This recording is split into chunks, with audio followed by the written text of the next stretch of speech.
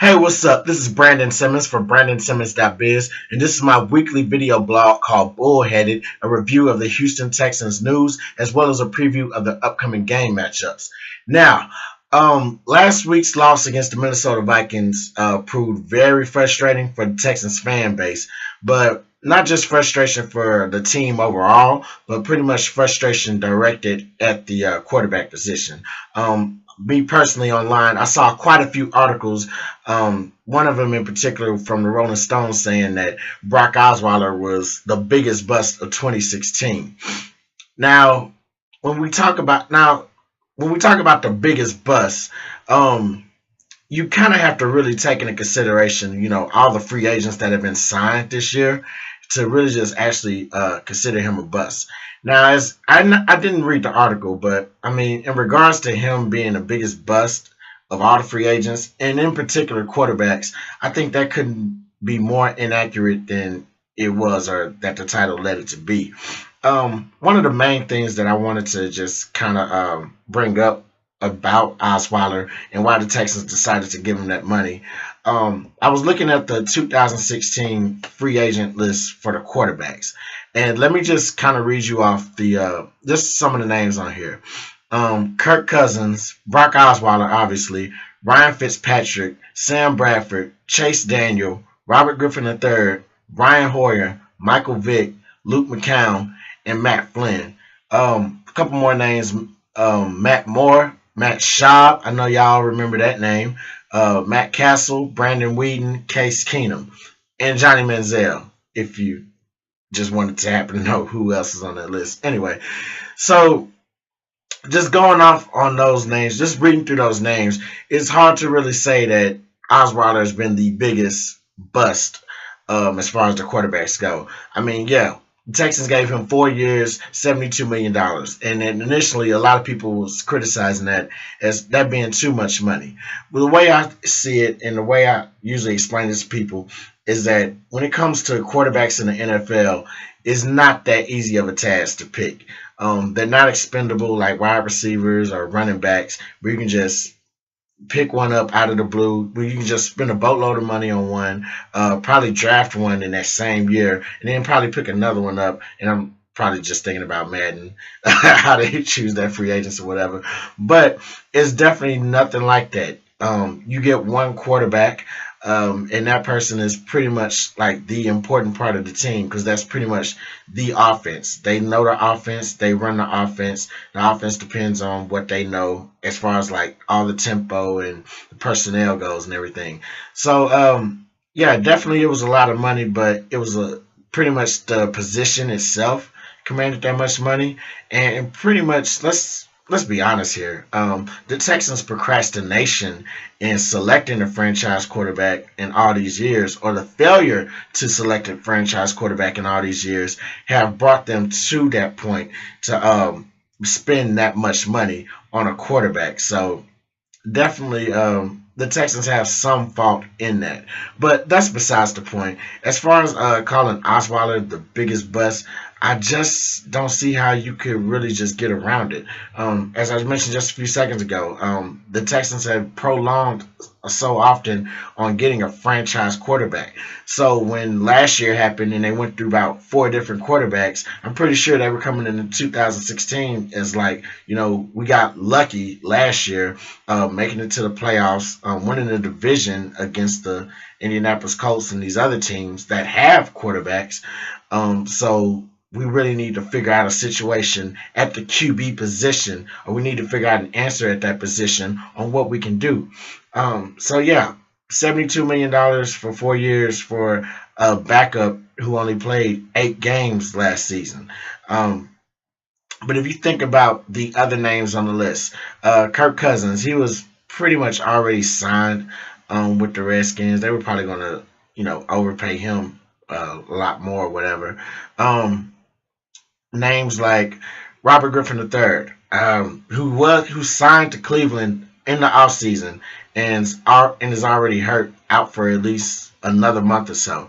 Brian Hoyer. I mean, we went through we went through a season with Brian Hoyer. So it wouldn't make sense to really bring him back, especially the first round after the first round debacle that we had against the Kansas City Chiefs.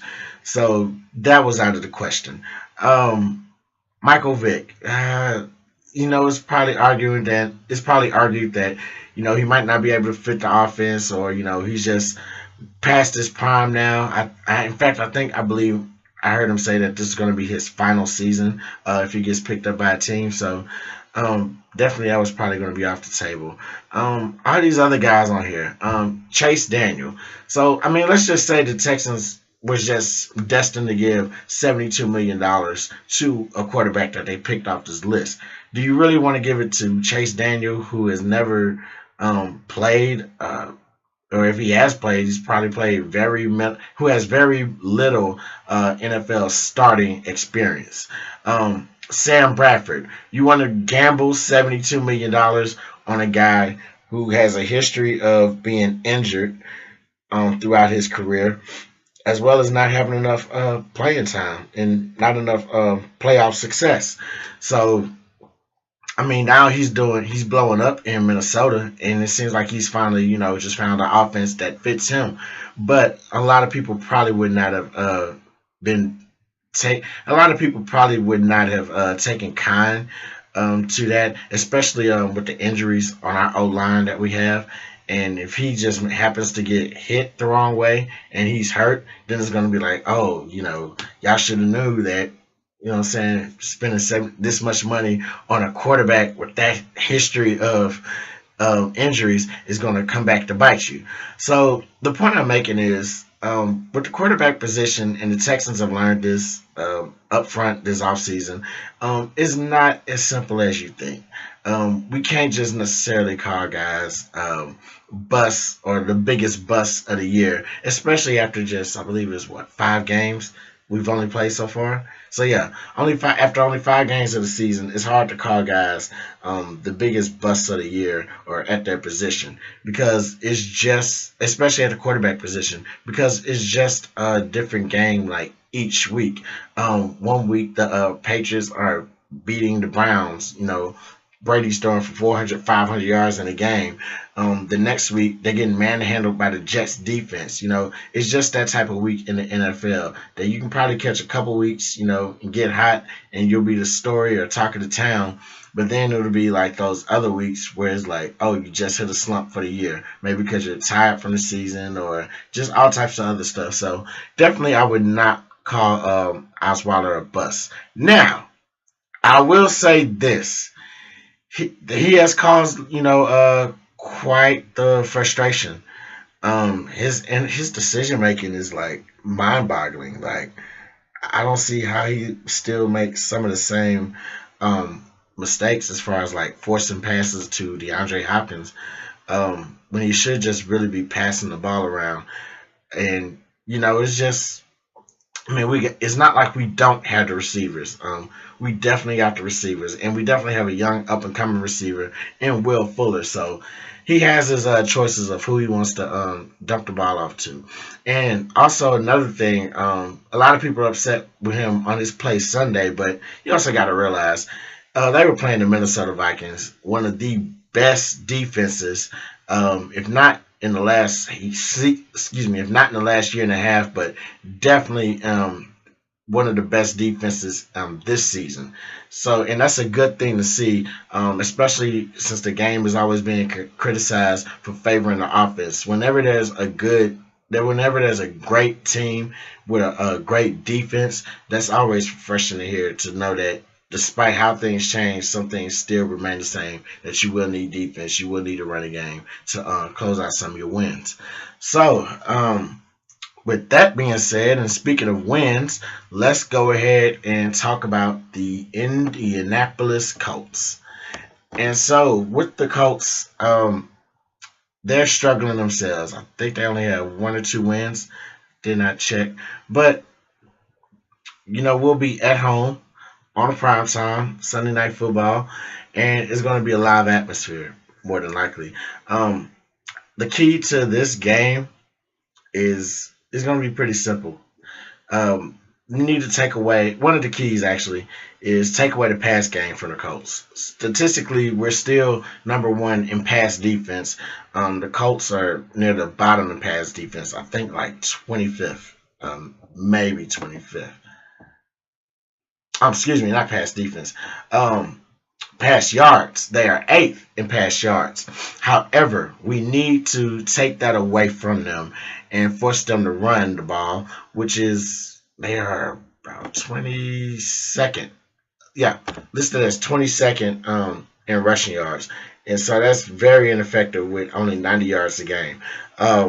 What they need to do is just pretty much excuse me. Yeah, what they need to do is just pretty much force the Colts to run their ineffective run game. That way, that'll increase the chances of more 3-and-outs and putting the ball in the offense's hands a lot more often. The reason that'll be very important is because the Colts' defense is next to garbage. Yes, they have been getting torn up by everybody. I believe Jacksonville even put 30 on them when they went over to London. And so the Colts are not having a good year this year. Last year, they had Andrew Luck and at the beginning, and then he got injured, and so they had to switch over to Matt Hasselbeck and all this other stuff.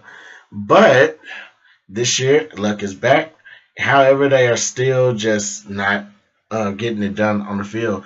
So definitely, the Texans are going to have to take away that pass game from Andrew Luck and force them to run the ball, which they do very ineffectively. If they can continue with that and keep consistent, then they will definitely come out with a W on that end. But that's all the time I got today. Until next week, I'll holla.